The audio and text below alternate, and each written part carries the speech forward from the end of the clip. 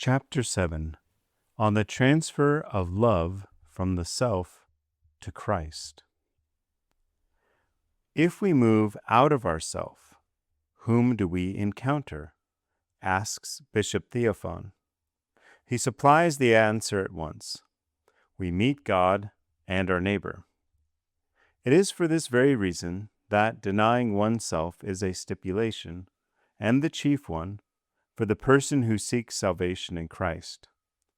Only so can the center of our being be moved from self to Christ, who is both God and our neighbor. This means that all care, concern, and love that we now lavish on ourselves is then quite naturally, and without our noticing it, transferred to God and thereby to our fellow men. Only so is the left hand kept from knowing what thy right hand doeth, and your alms are actually given in secret. Matthew 6:3-4. Until this has come to pass, we cannot be filled with all knowledge, able to admonish one another, Romans 15:14, in a real, non-material way. Our attempts along this line must be false because they are our own and spring from our will to please ourselves. It is especially necessary to understand this, for otherwise we become easily confused on the road of specious helpfulness and smug well-meaning that leads inevitably to the swamp of self-satisfaction. Refrain from busying yourself, therefore, with charity bazaars, sewing meetings, and other such occupations. Busyness over many things is, in all its forms, chiefly a poison. Look within, examine yourself accurately, and you observe that many of these apparently self-giving deeds spring from a need to deafen your conscience. That is, from your uncontrollable habit of satisfying and pleasing yourself. Romans 15:1. No, the God of love and peace and complete sacrifice does not care to live in the midst of bustling and ado to please oneself, even if this is carried on perhaps under some kind of pretense. There is one way to make a test.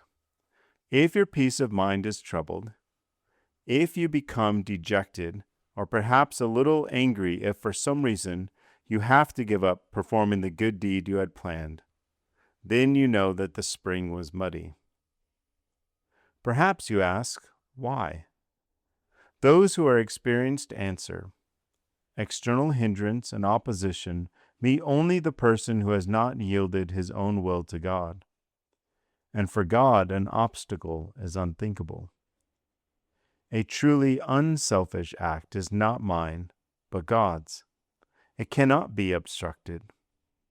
Only for my own plans, my own wishes, to study, to work, to rest, eat, or to do a service to my fellow man, can some external circumstance, quote, get in the way, and then I am grieved.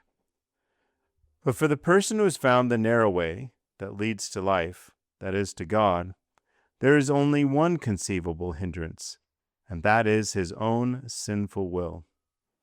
If he now wishes to do something, but is not permitted to carry it out, how can he grieve? For the rest, he is not making any plans. James 4:13-16. But this is another of the saints' secrets. Do not be deceived. A Christian ought himself also so to walk, even as he walked. 1 John 2:6.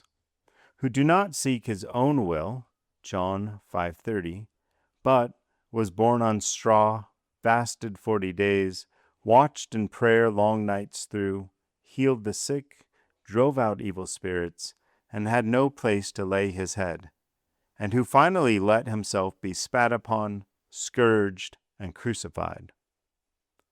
Think how far you are from that. Ask yourself continually anew, have I watched in prayer a single night? Have I fasted a single day? Have I driven out a single evil spirit? Have I unresistingly let myself be insulted and beaten?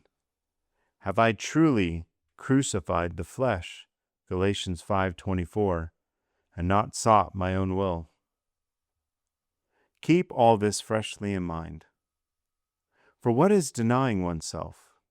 He who truly denies himself does not ask, "Am I happy?" or "Shall I be satisfied?" All such questions fall away from you if you truly deny yourself. For by so doing, you have also given up your will for either earthly or heavenly happiness. This obstinate will to personal happiness is the cause of unrest and division in your soul. Give it up and work against it. The rest will be given you without effort.